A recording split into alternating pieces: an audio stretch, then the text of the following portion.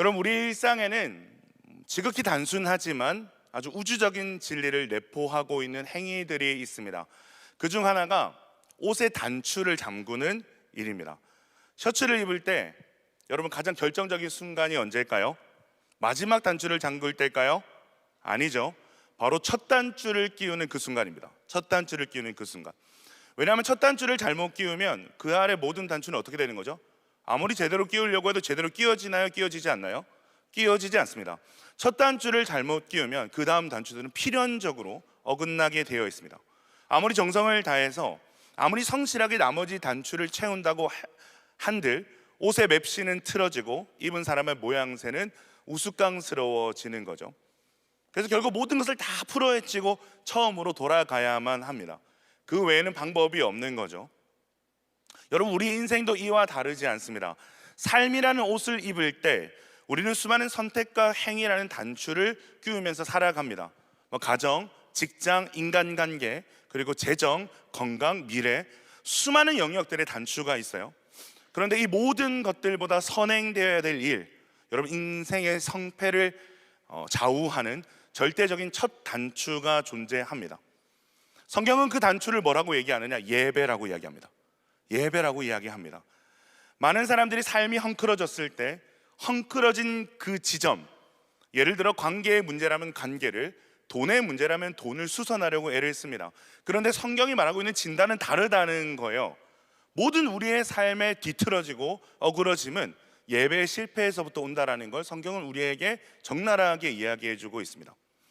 여러분, 에덴 동산은 완전한 진짜 낙원이었습니다. 근데 이 에덴 동산의 완전함이 깨어진 순간이 여러분 언제였습니까? 하나님께서 금지하신 선악과를 따먹은 그 순간부터죠. 여러분, 이 선악과를 따먹은 사건을 하나님이 단순히 하지 말라는 사건을 인간이 범한 단순한 어떤 불순종의 문제 정도를 다루고 있는 사건이 아닙니다. 그깟 과일 하나 따먹었다고 죄와 사망이라는 영원한 어떤 형벌을 받는 것은 어떻게 보면 참 불공평해 보이는데, 여러분 그 정도의 사건이 아니라는 거죠. 여러분, 선악과의 사건은 하나님만을 예배하는 것을 정면으로 인간이 거부했던 사건입니다.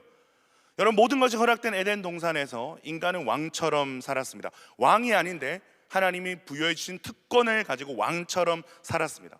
그런데 그들이 진짜 왕을 기억하는 장소가 어디였냐면 선악과 앞이었어요. 내가 왕처럼 살고 있지만 사실 내게 이 모든 것들을 주신 분이 계시지, 피조물인 내게 과분한 사랑과 이러한 삶을 선물해 주신 분이 계시지, 그것을 기억하며 감사와 찬양을 드리는 장소가 여러분 선악과 앞이었습니다. 거기서 자신의 존재를 바로잡고 창조주 하나님을 예배하는 장소가 바로 선악과 앞이었죠. 근데 이 질서가 깨진 거예요. 하나님을 예배하는 것을 중단하고 내가 하나님이 되겠다라는 야욕을 드러낸 사건, 월권을 한 사건이 여러분 선악과 사건입니다. 거기서부터 어떻게 됐어요? 완전한 에덴 동산의 평안을 깨졌습니다. 부족함이 없었던 인간의 삶이 고통과 결핍과 죄악으로 어그러지기 시작을 한 거죠. 사랑하는 청년 여러분, 예배는 단순히 일주일에 한 번 드리는 여러분 종교적 의식이 아닙니다. 이것은 피조물인 인간이 창조주 앞에서 자신의 위치를 정렬하는 여러분 영적 첫 단추가 예배라는 사실을 여러분 기억해야 됩니다. 오늘 우리는 창세기 4장에 기록된 인류 최초의 예배 사건과 그리고 그 참혹한 결과를 통해서 왜 예배가 우리의 첫 단추가 되어야 되는지, 그리고 그 단추가 잘못 끼워졌을 때 어떤 파국이 도래하는지에 대해서 한번 치밀하게 좀 추적하면서 말씀을 살펴보고자 합니다. 자, 본문으로 들어가기 전에 우리는 인간이라는 존재에 대한 정의를 좀 바로 내릴 필요가 있습니다. 여러분, 철학자들은 인간을 생각하는 존재라고 부릅니다. 호모 사피엔스라고 부르죠. 그러나 성경적 인간과는 완전히 다른 곳에 있습니다. 성경은 인간을 향해서 생각하는 존재가 아니라 예배하는 존재라고 얘기합니다. 호모 아도란스라고 얘기를 합니다. 인간은 무언가를 예배하지 않고는 살아갈 수 없는 존재라는 겁니다. 하나님을 예배하지 않는다고 해서 아무것도 예배하지 않는 상태가 될 수 없는 존재, 반드시 무언가를 예배해야 되는 존재가 여러분 인간이라는 거죠. 그것은 돈이 될 수도 있습니다. 사랑이 될 수도 있습니다. 명예가 될 수도 있습니다. 힘이 될 수도 있습니다. 나중에 부모가 되면 자녀가 될 수도 있습니다. 그러나 중요한 건 하나님 외에 그 어떠한 우리의 예배의 대상도 우리의 필요와 욕망을 채워줄 수가 없다는 거죠. C.S. 루이스가 그에 져서 영광의 무게라는 책에서 예배를 이렇게 규명을 합니다. 우리는 하나님을 예배하도록 지음받았다. 엔진이 휘발유로 돌아가도록 설계된 것처럼 인간은 하나님으로 돌아가도록 설계되었다. 하나님 위에 거서서 행복을 찾으려는 시도는 물없이 살려는 물고기의 노력만큼이나 헛된 것이다. 여러분, 인간은 예배하도록 지음을 받았다는 거죠. 모든 인간의 삶의 원동력이 예배로부터 온다라는 거죠. 그래서 이사야 43장 21절을 보면 이런 말씀이 있습니다. 이 백성은 내가 나를 위하여 지었나니 나를 찬송하게 하려 함이니라. 웨스터민스터 소요리 문답 1모는 인간의 제일된 목적을 뭐라고 얘기하느냐, 하나님을 영화롭게 하고 그를 영원토록 즐거워하는 것이 인간의 제일된 목적이라고 이야기를 합니다. 첫 단추가 끼워지지 않은 옷이 여러분 옷 구실을 못하듯이 예배를 멈춘 인간은, 제대로 된 예배를 실패한 인간은 인간 구실을 할 수 없다라는 걸 여러분 성경이 이야기해주고 있다는 거죠. 오늘 우리가 나눌 창세기 4장에 그것을 아주 적나라하게 보여주고 있는 사건을 다루고 있습니다. 자, 에덴 동산에서 추방당한 아담과 하와는 두 아들을 낳습니다. 첫 번째 아들 이름이 뭐죠? 가인입니다. 히브리어 카나에서 유래한 이 이름은 얻다, 소유하다, 획득하다라는 의미를 가지고 있습니다. 이 이름은 가인의 인생 전체를 통과하는 어떤 세계관을 보여줍니다. 그는 자신의 힘과 노동을 통해 무엇인가를 끊임없이 획득하는, 그리고 끊임없이 소유하려는 성취지향적 인간이었습니다. 그는 땅을 경작했고 땅의 소산으로 자신의 성취를 증명하려 했습니다. 둘째 이름이 뭐죠? 아벨입니다. 이 이름의 어원은 히브리어 헤벨에서부터 왔는데요, 헤벨은 숨, 호흡, 안개, 그리고 허물을 뜻합니다. 훗날 솔로몬이 전도서에서 헛되고 헛되니 모든 것이 헛되다라고 탄식했을 때 이 헛되다라는 단어가 여러분 헤벨입니다. 여러분, 아벨이라는 이름은 인간 실존의 연약함과 덧없음을 상징하는 거죠. 인간은 잠시 머물다가 사라지는 안개와 같은 인생을 살아간다는 거죠. 여러분, 아벨의 이라는 고백은 하나님을 떠난 죄인의 허무한 실존과 그런 자신을 기억하시는 하나님의 은혜에 대한 세계관을 보여주고 있습니다. 그것이 어디에서 드러날까요? 예배에서 드러나는 거예요. 이들의 예배에서 드러나는 거예요. 오늘 본문에는 이 두 사람의 제사가 등장합니다. 가인은 땅의 소산을, 아벨은 양의 첫 새끼와 그 기름을 드렸다라고 기록을 하고 있죠. 자, 제사의 결과가 어떻게 됐습니까? 하나님이 아벨의 제사는 받으셨는데 가인의 제사는 받지 않으셨어요. 거절하셨습니다. 제가 처음에 이 본문을 보면서 엉뚱한 생각을 해봤어요. 하나님이 나처럼 고기를 좋아하시나? 채식을 싫어하시나? 네. 여러분, 그렇지 않죠? 구약의 제사를 보면 소제라고 불리는 곡식 제사 역시 하나님께서 명하신 아주 거룩한 제사 중에 하나입니다. 기뻐 받으시는 제사거든요. 자, 그렇다면 이들의 제사의 차이가 무엇이었을까? 구약학자인 게하르트 폰 라드라는 사람이 창세기 4장 4, 5절의 문법적 구조에 주목하면서 읽어야 된다라고 우리에게 가이드를 줍니다. 어떤 문법적 구조냐? 여호와께서 아벨과 그의 제물은 받으셨으나 가인과 그의 제물은 받지 아니하신지라. 자, 이 문법적 구조를 한번 파악해 보세요. 아벨과 그의 제물은 받으셨으나 가인과 그의 제물은 받지 않으셨다. 자, 여기서 우리가 뭘 발견할 수 있죠? 하나님이 제물을 보시기 전에 뭘 보십니까? 제물을 보시기 전에 뭘 본다는 걸 발견할 수 있어요? 제물을 드리는 사람을 보신다. 아벨과 그의 제물이고 가인과 그의 제물입니다. 하나님은 제물을 보시기 전에 제물을 드리는 사람을 먼저 보셨다는 거예요. 제물은, 그래서 이들이 드린 제물은 사실 그 사람의 마음과 신앙이 밖으로 표출된 결과물일 뿐이라는 거죠. 여러분, 아벨은 자신의 실존을 알았습니다. 진짜 하나님의 은혜가 아니면 자신의 존재에서부터 인생의 모든 순간이 얼마나 헛된지를 알고 있었습니다. 그는 양을 치는 자였어요. 그래서 하나님께 제사를 드릴 때 양의 첫 새끼와 기름을 드립니다. 여러분, 이 첫이라는 히브리어 단어는 단순한 순서를 말하는 것이 아닙니다. 가장 좋은 것, 최상급을 뜻하는 단어가 이 첫이라는 단어입니다. 이뿐만이 아니라 이 단어의 형태를 보면 복수 형태를 가지고 있는데, 이것은 아벨이 하나님 앞에 가장 좋은 것을 드리기 위해서 계속해서 반복된 제사를 드렸다는 것을 의미합니다. 아벨은 하나님 앞에 가장 좋은 것을 드리고 싶었어요. 왜 아벨은 하나님 앞에 가장 좋은 것을 드리고 싶었을까요? 이 허무한 이 죄인의 인생을 기억하시는 하나님에 대한 감사를 표현하고 싶었기 때문에 그렇습니다. 그래서 아벨의 제사는 희생 제사의 성격을 보여주고 있습니다. 이 제사를 통해서 죄인된 자신의 실존을 겸손히 인정하고 하나님의 자비에 호소하는 희생제사의 모습으로 그가 예배를 드리고 있는 거죠. 자, 이에 반면에 가인은 땅의 소산으로 제물을 삼아서 여호와께 드렸다라고 되어 있습니다. 기록을 보세요. 이 두 사람의 제사에 대한 기록에 명백한 차이가 있습니다. 아벨의 제사는 이 제사의 질을 강조하는 언어들을 반복하고 있습니다. 제사의 질을 강조하는 언어를 반복하고 있습니다. 근데 가인은 그냥 땅의 소산으로 제물을 삼았다, 이 정도로만 딱 이야기를 하고 있어요. 그러니까 제사를 드렸다는 겁니다. 저자가 의도적으로 지금 고발하고 있는 거예요. 가인의 제사는 아벨과 다르게 형식과 구색만 갖춘 제사였다라는 것을 고발하고 있는 겁니다. 아벨과 같이 하나님의 하나님 되심을 인정하거나 자신의 실존을 겸손히 인정하는 고백이 없다는 거예요. 그 은혜에 대한 반응이 없다라는 거예요. 그래서 성경이 지금 뭘 말하고 싶은 거예요? 가인은 예배 드리는 행위는 했지만 예배는 드리지 않았다는 겁니다. 예배 드리는 행위와 모습은 있었지만 그는 하나님께 예배하지 않았다는 것을 보여주는 겁니다. 팀 켈러 목사님이 내가 만든 신이라는 책에서 우상 숭배에 대해서 이렇게 정의를 합니다. 우상 숭배란 하나님보다 더 중요한 것, 하나님보다 더 당신의 마음을 근본적으로 차지하고 있는 것이다. 당신이 진정으로 상상하고 공상하고 사랑하는 그것이 바로 당신의 신이다. 가인의 신은 여호와 하나님이 아니었습니다. 그의 신은 성공이었고 자신의 업적이었으며 자신이 통제할 수 있는 삶이었습니다. 그에게 있어서 여호와 하나님은 그의 성공을 돕는 조력자에 불과했습니다. 여러분, 이것이 가인의 예배가 거절당한 본질적인 이유입니다.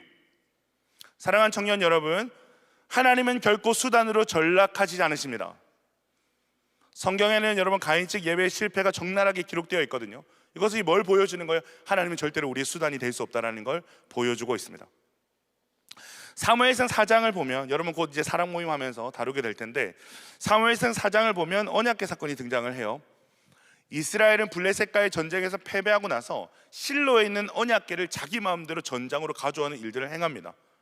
그들은 이것을 우리에게로 가져다가 이것이 우리를 구원하게 하자라고 이야기를 하거든요. 여러분, 이것이 바로 가인식 예배입니다. 내가 제사를 드렸으니까, 내가 언약궤를 가져왔으니까 하나님은 나에게 복을 주어야 한다, 나에게 승리를 주어야 한다. 구약학자 윌터 브루그라는 분이 이 장면을 가리켜서 하나님을 인간의 필요에 따라 움직이는 관리 가능한 신으로 전락시킨 사건이 이 언약궤를 가져온 사건이다라고 주석을 합니다. 예배가 수단이 되는 순간 그 예배는 우상 숭배로 변질이 된다는 것을 보여주는 거죠. 여러분, 그 결과가 어떻게 됐죠?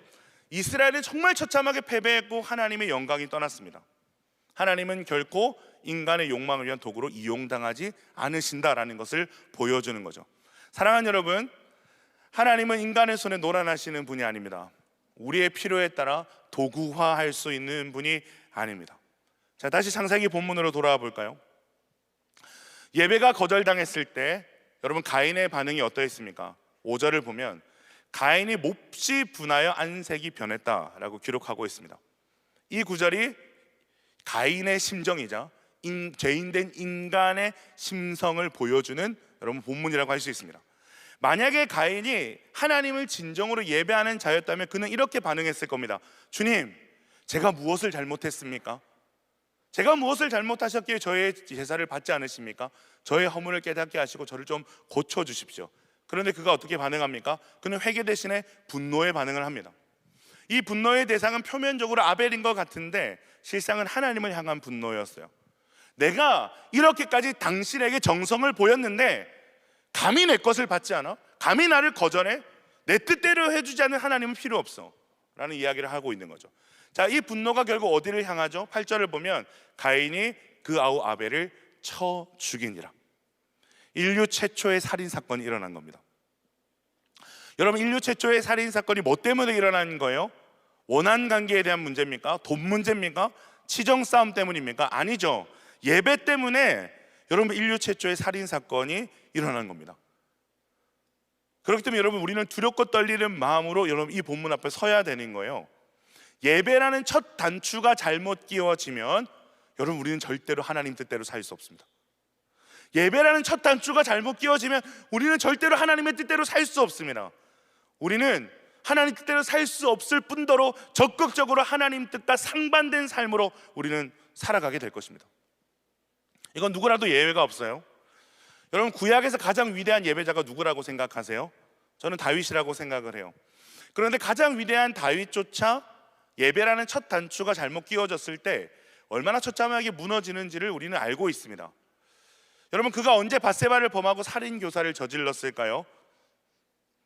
그때는 바로 이스라엘과 암몬과의 치열한 전쟁 중이었는데, 그 전쟁 중에 다윗이 이 끔찍한 범죄를 저질렀거든요. 암몬은 결국 만만한 상대가 아니었습니다. 그들은 주변국가 연합전선을 구축하고 용병을 고용해서 이스라엘을 위협했던 아주 강력한 군대였습니다. 그들의 수도 랍바는 난공불락의 요새였습니다. 근데 다윗이 이 중요한 전쟁에 요압과 군대만 보내고 자신은 예루살렘 왕궁에 머무는 겁니다.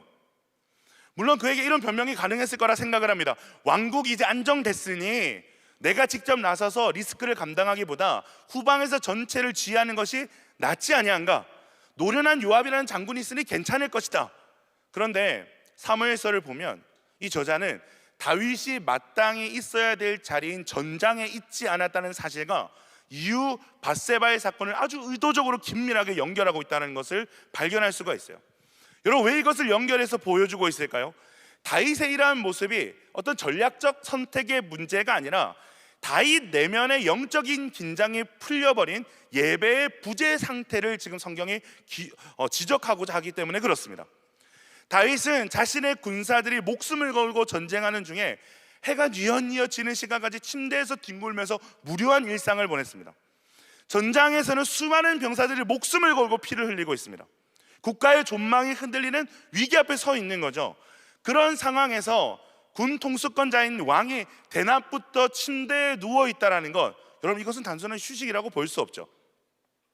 영적 나태와 태만의 모습을 보여주고 있는 겁니다. 왕으로서, 그리고 이스라엘의 진짜 왕이신 하나님을 섬기는 예배자로서 지켜야 할 삶의 루틴과 질서가 완전히 붕괴된 모습을 보여주고 있습니다. 여러분, 다윗은 몸만 편했던 것이 아닙니다. 그의 영혼은 할 일을 잊고 목적과 방향을 잊고 방황하고 있습니다. 그리고 바로 그 한가로운 저녁에, 그 텅 빈 시간에 죄가 틈을 탄 거죠. 사랑하는 여러분, 밧세바를 범한 사건은 다윗이 원래 여성 편력이 있어서가 아닙니다. 그의 영적인 첫 단추가 풀려 있었기 때문에 발생한 필연적 사고라는 것을 우리는 성경을 통해서 볼 수 있어야 됩니다. 하나님이 이것을 드러내시기 위해서 충신 우리아를 사용하시죠. 다윗이 밧세바를 범한 이후에 밧세바가 임신한 사실을 알게 됩니다. 그래서 우리아를 불러들이죠. 그래서 집으로 들어가서 아내와 동침하는 다윗의 권유가 반복해서 등장을 합니다. 근데 우리아가 이 모든 권유를 거절합니다. 여러분, 그 이유가 뭔지 아세요? 사무엘하 11장 11절을 보면 언약궤와 이스라엘과 유다가 야영 중에 있고 내가 어찌 내 집으로 가서 먹고 마시고 내 처와 같이 자리일까? 라는 고백을 합니다. 여러분, 우리아의 이 고백은 다윗의 현재 모습과 완전한 대조를 이루고 있습니다. 여러분, 원래 언약궤가 어디 있어야 되죠? 예루살렘 성소에 있어야 됩니다. 그러나 다윗은 전쟁의 승리를 위해서 언약궤를 전장으로 보냈습니다.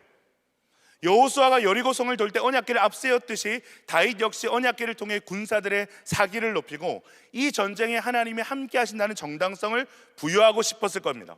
근데 문제가 여기 있는 거예요. 다윗은 하나님의 언약궤는 사지로 내몰아 일하게 하고 정작 자신은 왕궁에서 쉬고 있었다는 것이 문제입니다. 여러분, 이것이 전형적인 가인의 예배이자 주객이 전도된 신앙의 특징을 보여주는 겁니다. 하나님, 당신이 가서 내 전쟁을 대신 치러 주십시오. 승리는 당신이 가져다 주시고 누리는 것은 내가 하겠습니다. 다윗은 하나님의 임재를 상징하는 언약궤를 자신의 목적을 위한 도구로 전락시키고 있는 거죠. 다윗의 영적 질서가 무너진 겁니다. 사랑하는 여러분, 반드시 기억하시기를 바랍니다. 하나님을 우리가 예배하고 경외하는 대상이 아니라 하나님을 부리는 존재로 여기기 시작할 때 인간은 가장 취약해집니다. 우리아를 보십시오. 우리아는 비록 이방인 출신이었을지 모르겠지만 그의 중심에는 하나님의 궤가 저 야영에서 고생하고 있는데 내가 쉴 수 없다라는 치열한 코람데우의 정신이 있었습니다. 참된 예배자의 중심에 있었다는 거죠. 그러나 다윗은 몸은 왕궁에 있었지만 그의 영혼은 하나님을 떠나 있었습니다. 그가 하나님 앞에 있었다면 그는 감히 이런 일을 범할 수가 없었겠죠. 다윗은 예배의 자리를 여러분 이탈한 겁니다. 그러면서 자연스럽게 사명의 자리조차 이탈하게 된 거죠. 하나님이 부르신 자리에서 무엇을 해야 되는지, 무엇을 위해 살아야 되는지를 망각하고 삶을 방치하는 모습을 보여주고 있습니다. 여러분, 이것은 우리가 기억해야 될 아주 중요한 영적 원리를 보여주는 거예요. 사랑하는 여러분, 영적인 질서와 물리적인 질서는 결코 분리될 수 없습니다. 많은 성도들이 오해하는 치명적인 오해 중 하나는 영적인 영역과 육신적인 영역을 칼로 무자르듯이 나누어 생각하는 이원론적 사고입니다. 어떤 이들은 삶의 물리적인 질서, 예를 들어 시간 관리나 재정의 투명성이나 언어 생활을 엉망이면서 영적으로는 충만하고 신실할 수 있다고 생각을 합니다. 그런데 여러분, 다윗을 보세요. 영적인 질서가 무너진 자는 필연적으로 삶의 물리적 질서가 붕괴하게 된다는 것을 우리에게 보여주고 있습니다. 내면의 상태는 반드시 보이는 외면의 생활로 드러나기 마련이라는 것을 보여주고 있는 거죠. 여러분, 상식적으로 한번 생각해 봅시다. 기본적인 소통이 안 되는 사람, 자기 관리가 안 되는 사람, 정리전돈이 전혀 되지 않는 사람, 타인과의 약속을 밥 먹듯이 어기는 사람, 여러분, 이런 사람들에게 하나님 나라의 일을 맡길 수 있습니까? 이런 사람들을 리더십으로 세울 수 있습니까? 세울 수 없습니다. 일상의 작은 약속 하나를 지키지 못하는 자가 어떻게 하나님과의 언약을 신실하게 지킬 수 있겠습니까? 무질서한 일상과 무절제한 소비를 하는 자가 어떻게 다른 영혼을 돌볼 수가 있겠습니까? 돌볼 수가 없습니다. 그래서 예수님께서도 지극히 작은 것에 충성된 자는 큰 것에도 충성되고, 지극히 작은 것에 불의한 자는 큰 것에도 불의하느니라 라고 말씀을 하시는 거죠. 여기서 작은 것이란 우리의 일상, 물리적인 삶의 태도를 말하는 겁니다. 여러분, 다윗의 침상은 단순한 휴식처가 아니었어요. 그것은 무너진 그의 영성을 보여주는 시각적인 증거였습니다. 자, 혹시 여러분들의 영적 상태를 알고 싶나요? 자신의 영적 상태가 궁금합니까? 여러분의 일상을 보면 됩니다. 자, 지금 한번 여러분의 책상을 한번 떠올려 봅니다. 여러분의 옷장을 한번 떠올려 보십시오. 여러분의 화장실 한번 떠올려 보십시오. 여러분이 하고 있는 말을 떠올려 보십시오. 여러분이 누군가를 약속을 하고 그 약속을 얼마나 잘 지켜내고 있는지를 돌아보십시오. 여러분의 소비를 돌아보십시오. 여러분의 시간 관리를 돌아보십시오. 여러분의 사람들과의 관계, 여러분의 청결, 여러분, 이 모든 것들이 영성의 지표가 된다라는 것입니다. 그렇게 거슬러 올라가다 보면 우리가 뭘 발견하게 되는 거예요? 아, 예배라는 첫 단추가 내 인생에 잘못 끼워져 있구나 라는 것을 발견할 수 있게 되는 겁니다. 여러분, 무너진 예배자인 가인을 보십시오. 자기의 예배가 거절당하자 어떤 행동을 하죠? 분노하면서 얼굴을 들지 못하고 동생 아벨을 돌로 쳐 죽입니다. 자기의 방법, 자기의 때, 자신의 뜻을 거절한 하나님을 향한 분노를 가지고 하나님이 받으시고 하나님이 기뻐하시는 아벨을 쳐 죽여버리는 거죠. 사랑하는 여러분, 우리는 두렵고 떨림으로 우리의 예배를 좀 돌아봐야 됩니다. 예배는 드리지만 그 중심은 여전히 하나님이 아닌 내 중심이 아닌가를 돌아봐야 됩니다. 내가 원하는 방식으로 내가 편한 시간에 내가 들을 만한 설교와 찬양만을 선호하지는 않는지를 돌아봐야 됩니다. 하나님의 뜻, 하나님의 때보다는 내가 원하는 때에 내가 원하는 방법, 내가 원하는 것이 하나님께 관철되어야 한다고 생각하지는 않는지를 돌아봐야 됩니다. 그러다가 하나님께서 내 뜻대로 움직여주시지 않으시면 하나님께 분노하고 있지는 않은가를 돌아봐야 됩니다. 여러분, 예배에 실패한 가인은 살인자가 되었습니다.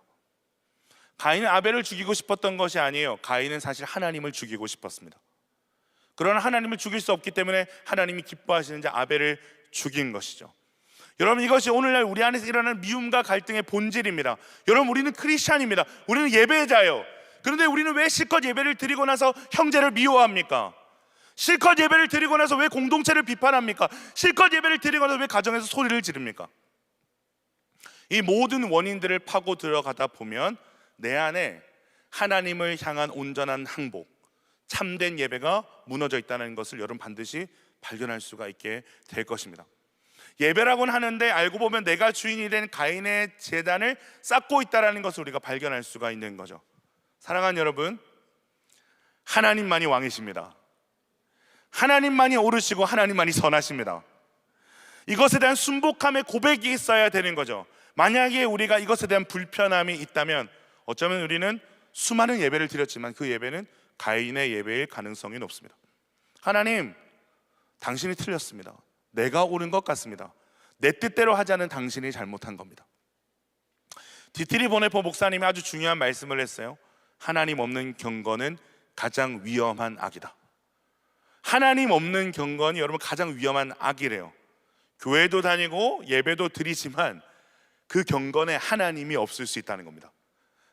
이 말은 하나님이 계시지 않는다는 것이 아니라 하나님의 자리가 없다는 거죠. 교회에 하나님의 자리가 없는 거예요. 예배에도 하나님의 자리가 없는 거예요. 기도는 하는데 기도에 하나님의 자리가 없는 거예요. 다 뜯어 풀어헤쳐 보니까 온통 나밖에 없는 거예요. 이것이야말로 가장 위험한 악이라고 이야기를 하고 있는 것입니다. 근데 아벨의 예배가 여러분 어떠했습니까? 헤벨이라는 고백처럼 하나님 없는 죄인의 존재와 허무와 공허함을 인정하고 그는 하나님을 갈망했습니다. 죄인과 하나님과의 도무지 좁혀져 있었는 간격 속에서 그는 희생제사를 드리면서 하나님을 원했습니다. 하나님의 뜻을 구했습니다. 하나님의 은혜를 구했습니다. 여러분, 바로 이 지점이 우리의 인생의 모든 꼬인 것들이 풀어져야 되는 첫 지점인 줄로 믿습니다. 단순히 주일 성수를 잘 하는지, 일주일에 예배를 몇 번 드리는지, 조는지 안 주는지가 여러분 중요하지 않아요.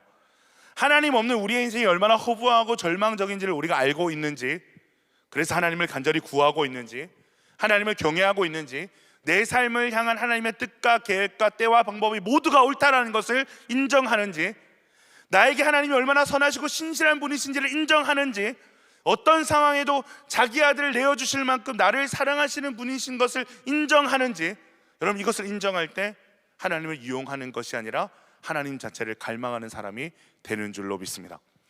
웨스트민스터 소요리 문답 1문은 인간의 목적을 하나님을 영화롭게 하고 그를 영원토록 즐거워하는 것이라고 고백을 합니다.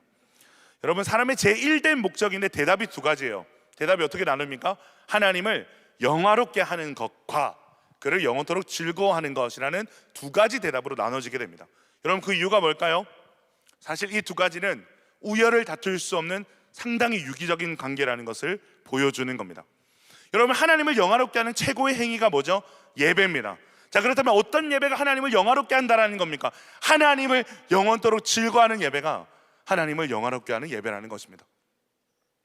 하나님으로부터 얻어내고자 하는 것들을 사모하고 갈망하고 즐거워하는 것이 아니라 하나님 자체를 즐거워하고 하나님 자체를 갈망하는 것이 하나님이 기뻐하시는 예배라는 것입니다. 사랑하는 여러분, 기독교는 관계 중심의 종교예요. 그렇기 때문에 기독교인의 예배는 하나님과 우리와의 관계가 어떠한지를 점검해주는 바로미터와 같습니다. 그래서 우리의 예배가 무너졌다는 것은 하나님과 우리의 관계가 무너졌다는 겁니다. 그만큼 예배가 중요한 거죠. 여러분, 사탄은 이것을 너무나도 잘 알고 있습니다. 그래서 사탄은 처음부터, 인간이 존재하는 그 처음부터 예배를 공격했습니다.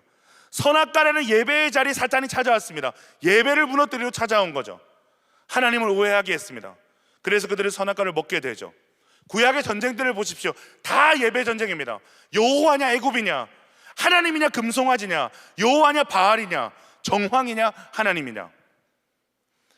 이스라엘은 진을 형성해서 광야를 통과하거든요. 여러분, 진은 군사적 용어예요. 그 진 중심에 뭐가 있을까요? 성소가 있습니다. 성소를 중심으로 지파들이 진을 치거든요. 여러분, 이것은 상당히 중요한 의미가 있습니다. 이스라엘 전쟁은 물리적 전쟁이 아니라는 거예요. 이스라엘 전쟁은 성소를 지키는 전쟁이라는 겁니다.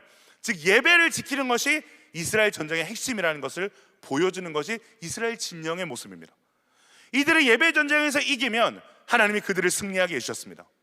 근데 이들이 예배 전쟁에서 지면 그들은 어떤 영역에서도 승리할 수가 없었어요. 여러분, 이스라엘 백성들이 거대한 여리고성을 어떻게 이깁니까? 하나님을 신뢰하고 순종함으로 피 한 방울 흘리지 않고 점령을 했습니다. 그러나 그 바로 뒤에 있던 그 아이성 전투는 어떻게 됩니까? 비참하게 패배를 하죠. 여리고의 비교도 안 될 만큼 작은 성이라서 만만하게 보고 자기들의 힘으로 달려들었는데, 여러분, 거기서 수만 명의 전사자가 발생합니다. 여러분, 이것이 뭘 보여주는 거죠? 이들의 싸움은 혈과육에 있는 것이 아니라 영적인 싸움이라는 것을 보여주고 있는 거예요. 예배 전쟁에서 승리하면 승리하는 인생을 살아갈 수 있다는 것을 하나님이 이들의 전쟁을 통해서 우리에게 보여주시고 계신 것이죠. 사랑하는 여러분, 오늘날도 이 예배 전쟁은 여전히 계속되고 있습니다. 사탄은 압니다.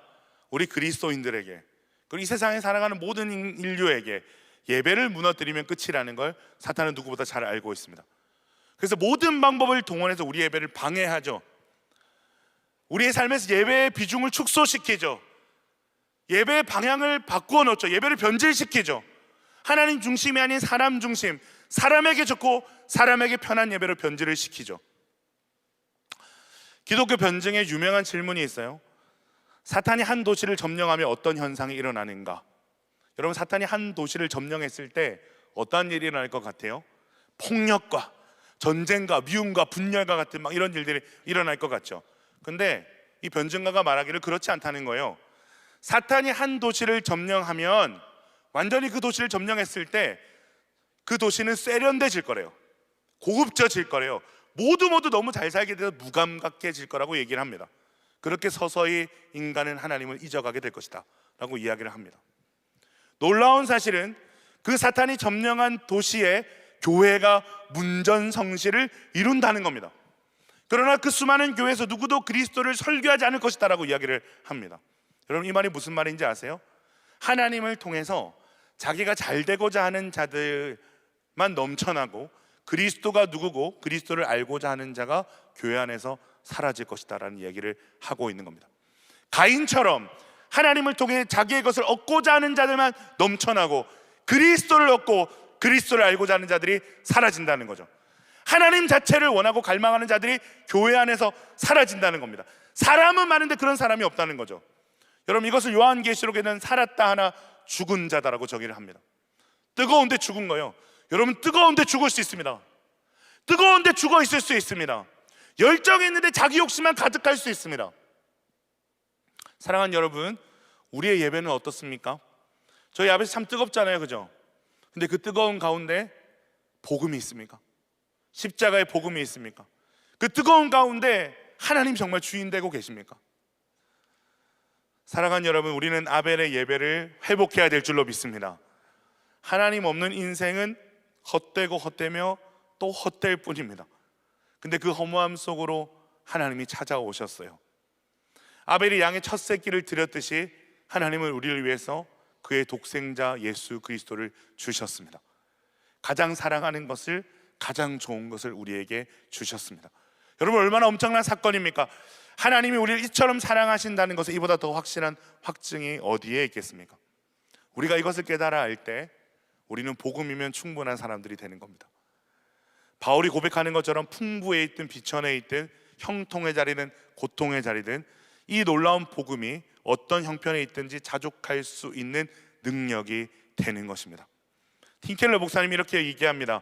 복음은 우리가 생각하는 것보다 훨씬 더 죄인이라는 사실과 우리가 감히 바라는 것보다 훨씬 더 사랑받는 존재라는 사실을 동시에 말해준다. 복음이 뭐라고요? 우리가 생각하는 것보다 우리 자신이 훨씬 더 죄인인 것과 우리가 감히 바라는 것보다 우리가 훨씬 더 사랑받는 존재라는 것을 알려주는 것, 여러분, 그것이 복음이라고 얘기합니다. 여러분, 이것을 가장 깊이 깨달을 수 있는 자리가 어디일까요? 예배의 자리죠.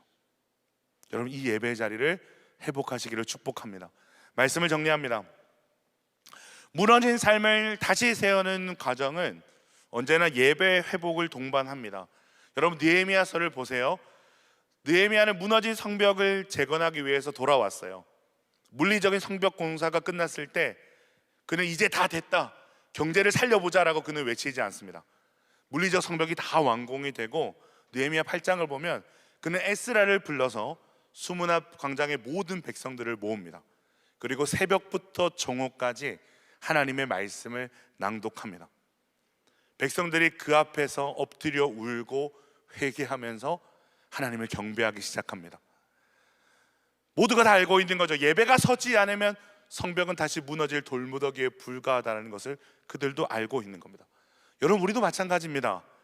최선을 다해서 여러분의 삶에 무너진 것들을 보수하고 세워 놓아도 우리의 예배가 바로 서지 않으면 여러분, 그 모든 것들은 다시 무너진 돌무더기와 같은 것들입니다. 혹시 오늘 이 자리에 마음이 깨지고 관계가 깨지고 용서가 안 되고 사랑이 안 되고 절제가 안 되는 청년들이 있습니까? 그렇다면 잠시 멈추어 서서 우리의 첫 단추를 점검해 보시기를 바랍니다. 나는 무엇을 예배하고 있지? 수많은 예배 속에 난 정말 하나님을 예배하고 있는가? 아니면 나를 예배하고 있는가? 하나님을 목적으로 삼고 있는가? 아니면 나의 욕망을 이루기 위한 수단으로 삼고 있는가? 여러분, 하나님은 우리를 위한 수단이 아닙니다. 하나님은 우리의 보물입니다. 우리가 하나님 앞에서 기뻐할 때 죄의 건세는 힘을 잃게 될 것입니다. 그렇기 때문에 모든 예배의 회복, 모든 회복의 시작은 여러분 예배밖에는 없습니다. 잘못 채운 단추는 억지로 잡아당긴다고 해결되지 않아요. 다 풀어내고 처음부터 다시 끼워야 됩니다. 그래서 우리는 예배의 리셋이라는 주제로 여러분과 말씀을 나눌 겁니다. 사랑하는 여러분, 이 시간을 통해서 여러분 안에 알게 모르게 세워진 가인의 제단을 허무시기를 바랍니다. 분노와 비교와 거래와 형식으로 얼룩진 가짜 예배를 멈출 수 있기를 축복합니다. 다시 아벨의 심정으로, 상한 심령으로 오직 예수 그리스도의 보혈을 의지하여 은혜의 보좌 앞으로 나아가기를 바랍니다. 아직 늦지 않았습니다. 거기서부터 시작을 하면 됩니다. 이 첫 단추를 바로 끼울 때 여러분의 무너진 모든 삶의 영역이 하나님의 질서 안에서 기적처럼 제자를 찾아가는 역사가 시작될 줄로 믿습니다. 오늘 2026년 첫 주일이죠. 다시 시작하기에 너무 좋은 주일입니다. 다시 예배하십시다. 다시 제대로 예배하십시다. 여러분의 인생이 달라지게 될 것입니다. 우리 다 같이 일어나서 하나님 찬양하겠습니다.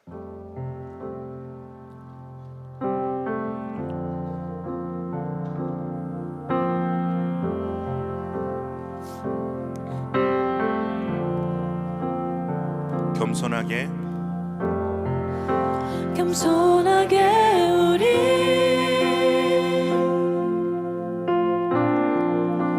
무릎 꿇고 지난 날의 무지를 돌이킵니다.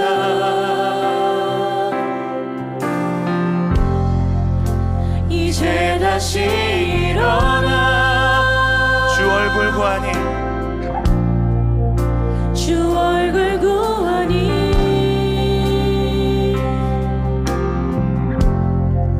오직 말씀과 기도로 나아갑니다.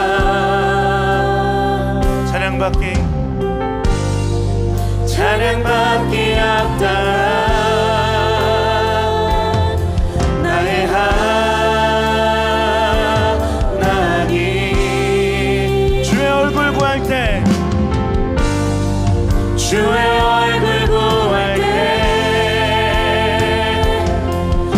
성령 부어주시리. 주의 얼굴 구하오니 내 영혼이 주를 갈망합니다. 내 평생에 오직 소망 주 경외하는 것. 겸손하게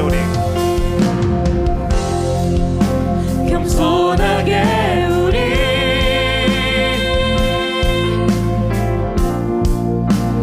무릎 꿇고 지난 날의 무지를 돌이킵니다. 지난 날의 무지를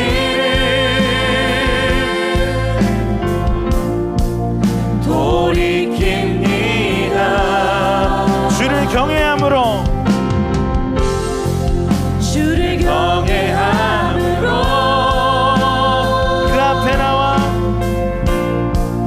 그 앞에 나와 나를 위한 제단이 아닌 주를 위한 제단 위에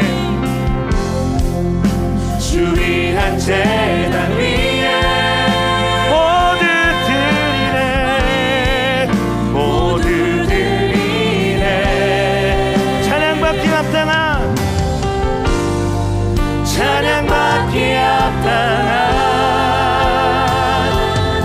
나의 하나님. 주의 얼굴 구할 때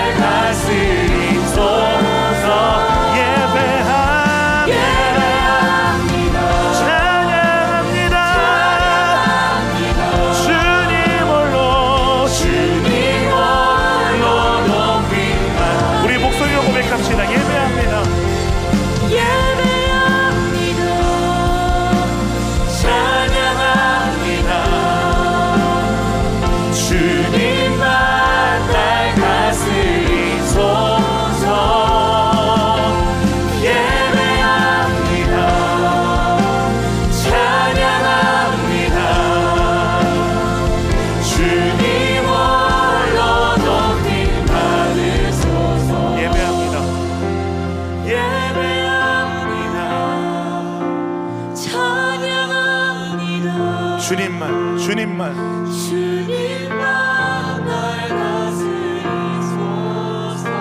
주님, 우리 예배가 리셋되기 원합니다.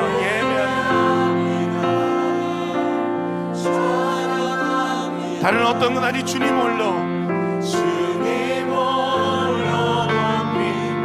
여러분 여기서부터 시작해야 되는 거예요. 예배합니다.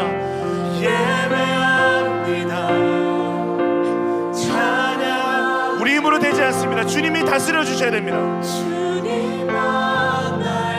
주님 안에 수많은 것들을 섬겨왔던 우리 인생 가운데 예배합니다. 찬양합니다.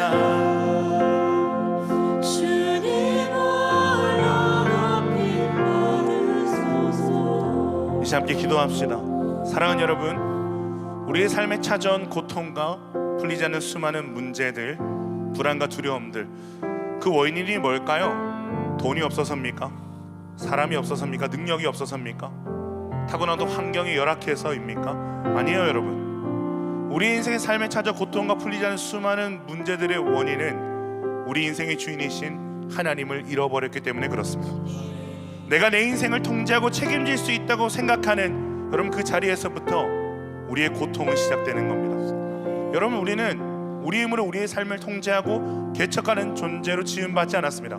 우리는 내던져진 고아가 아닙니다. 우리에겐 당신의 기쁘신 뜻대로 우리를 지으신 하나님 아버지가 계십니다. 그 하나님을 다시 만나야 됩니다. 그 하나님을 다시 갈망해야 됩니다. 그 하나님 앞에 서야 됩니다. 우리의 제일된 목적을 회복해야 됩니다. 여러분, 다른 것을 예배하는 것을 멈추십시오. 자기를 예배하는 것을 멈추십시오. 하나님을 영화롭게 하고 영원토록 그를 즐거워하십시오. 그 자리로 나아가십시오. 여러분, 돈 때문에 불행한 것이 아니에요. 건강 때문에 불행한 것이 아닙니다. 가정 형편 때문에 불행한 것이 아니에요. 다 사탄의 거짓말입니다. 여러분, 하나님을 잃어버렸기 때문에 불행한 것입니다. 이 시간 우리 기도하실 때 하나님 다시 우리 인생에 찾아와 달라고 기도했으면 좋겠습니다. 하나님, 주님을 만나고 싶습니다. 당신과의 관계를 회복하고 싶습니다. 주님, 우리를 찾아와 주시옵소서. 잃어버린 당신을 찾길 원합니다. 무너진 우리 인생의 첫 단추를 바로 끼우길 원합니다. 주여, 이 자리에 우리를 찾아와 주시옵소서. 우리를 다스려 주시옵소서. 간절히 주님 이름을 믿고 기도하겠습니다. 주여,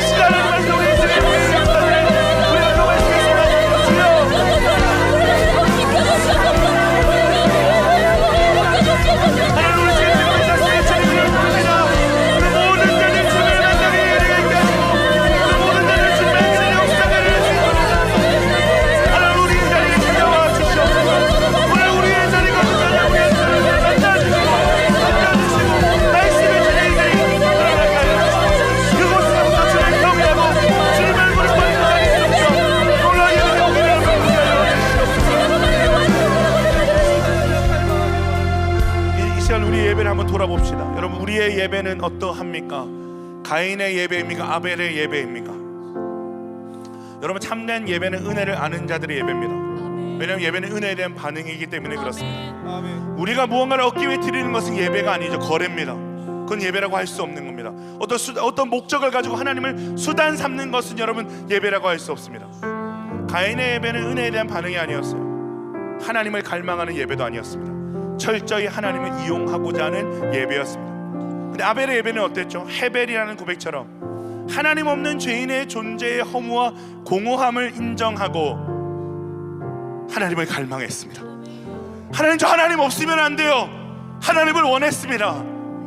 하나님, 저는 제 인생의 앞일을 알 수 없어요. 하나님의 뜻을 구했습니다. 아멘. 하나님의 은혜를 구했습니다. 아멘. 그래서 하나님은 아벨의 제물을 받으셨습니다. 사랑하는 여러분, 이것이 우리의 인생의 수많은 질문이 예배에서부터 풀어져야 되는 이유입니다. 아멘. 단순히 주일 성수를 잘하는지, 일주일에 예배 몇 번 드리는지, 얼마나 큰 소리를 기도하는지, 여러분 이것이 중요한 것이 아니에요.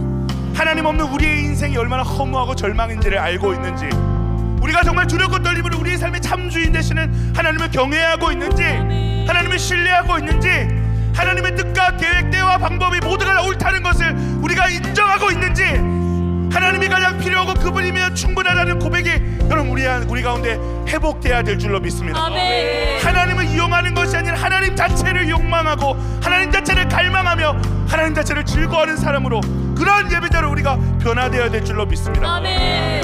여러분, 우리에겐 예배의 필요가 절실해요. 예배가 회복돼야 됩니다.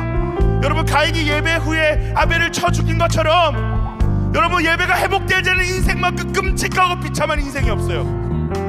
그렇기 때문에 우리의 삶이 잘못 가고 있다면 여러분, 우린 다시 돌아와야 됩니다. 어디로 돌아와야 됩니까? 참된 예배의 자리로 돌아와서 예배를 회복해야 되는 것입니다. 아멘. 하나님을 온전히 예배하는 것에서부터 우리의 어그러지고 무너진 모든 것이 회복되게 될 줄로 믿습니다. 아멘. 우리 시간 기도합시다. 하나님 없는 나의 예배를 용서하여 주시옵소서. 아멘. 내가 내 인생을 결정하고 통제하려 했던 하나님처럼 살았던 그 모든 시간들을 용서하여 주시옵소서. 아멘. 하나님을 욕망하고 갈망하는 것이 아니라 내가 원하는 것을 얻어내고자 했던, 하나님을 이용했던 나를 용서하여 주시옵소서. 아멘. 하나님, 당신이 필요합니다. 아멘. 하나님, 당신을 갈망합니다. 우리에게 야벨의 예배를 회복시켜 주시옵소서. 아멘. 다시 한번 간절히 주님 이름을 듣고 기도하겠습니다. 주여,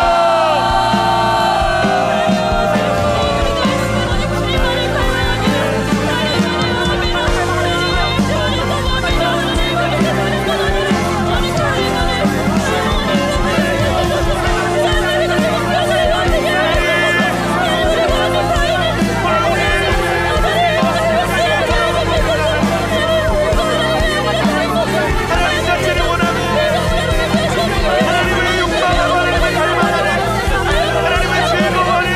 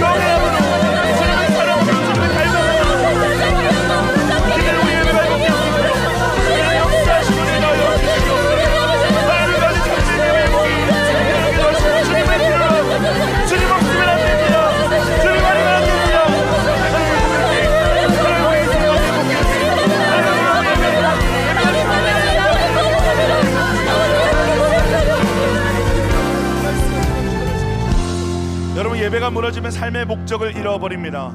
다윗을 보세요. 그 신실한 다윗에게 예배가 무너지고 영적 질서가 거기서부터 무너지기 시작했을 때 다윗의 일상이 무너집니다. 목적을 잃고 죄에 사로잡힌 채 참 비참한 선택들을 하고 자 절망스러운 결정을 하는 거죠. 사랑하는 여러분, 기억하셔야 돼요. 영적인 질서가 무너진 곳에 삶의 질서는 세워질 수 없습니다.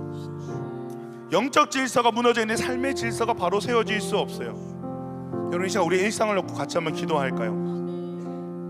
사랑하는 주님, 영과 육을 분리하며 살았던 우리의 이중적인 모습을 발견하게 도와주십시오. 아멘. 무너졌지만 무너진 줄 몰랐습니다.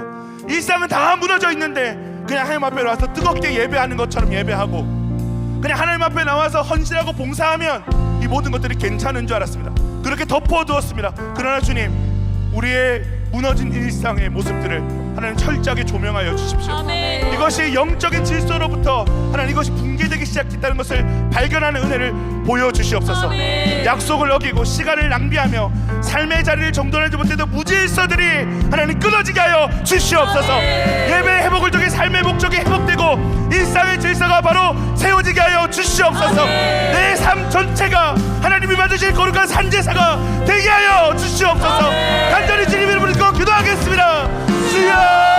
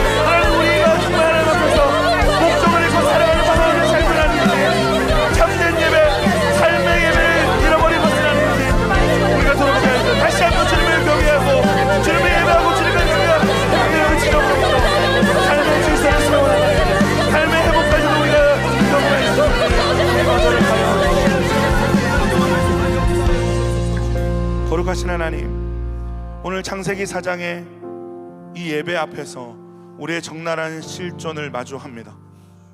우리는 입으로는 주님을 불렀지만 마음으로는 나의 유익과 안정과 성공을 탐하며 호시탐탐 하나님을 도구로 삼으려 했던 가인이었음을 고백합니다. 예배의 자리에 몸은 와 있지만 마음은 세상의 염려와 욕망으로 가득 차 있었음을 고백합니다. 주님, 우리를 불쌍히 여겨 주시옵소서. 2026년 첫 주일 예배를 올려드리며 우리의 첫 단추를 다시 끼우기를 원합니다. 주님, 다른 것보다 무너진 예배의 단을 수축하게 하여 주시옵소서. 내 삶의 주인이 내가 아님을, 오직 하나님만이 나의 왕이심을 인정하는 아벨의 제사가 우리 가운데 회복되게 하여 주시옵소서. 아벨보다 더 나은 피를 흘리신 예수 그리스도 십자가 공로를 의지하며 주님 앞에 나아갑니다. 우리의 모습으로는 한 걸음도 주님 앞에 나아갈 수 없지만 예수 그리스도 십자가 은혜 의지하여 주님 앞으로 나아갑니다. 이 시간 우리를 받아주시고 우리의 예배를 받아주시옵소서. 예배가 회복되는 그곳에서부터 우리의 인생의 모든 헝클어진 영역들이 하나님의 거룩한 질서대로 회복되는 은혜를 하나님 얻길 소망합니다. 그동안 합리화하였던 우리의 모든 이중적인 자체들, 이원론적인 우리의 사고들이 주님의 성령의 은혜로 조명되게 도와주시고 우리의 이 예배가 삶의 예배로까지 이어질 수 있는 거룩한 영적 회복과 질서의 회복들이 일어날 수 있는 은혜를 우리 가운데 허락하여 주시옵소서. 감사드리며 우리의 예배의 유일한 대상 되시는 예수 그리스도 이름으로 기도드립니다. 아멘. 이제는 우리 주 예수 그리스도의 은혜와 하나님의 크신 사랑과 성령의 감화감동 충만하심이 무너진 우리의 일상 가운데 예배라는 첫 단추를 바로잡는 것을 통해 회복을 소망하는 모든 예배자들과 야베스 청년들 머리 위에, 교회 위에 이제부터 영원토록 함께할지어다. 아멘.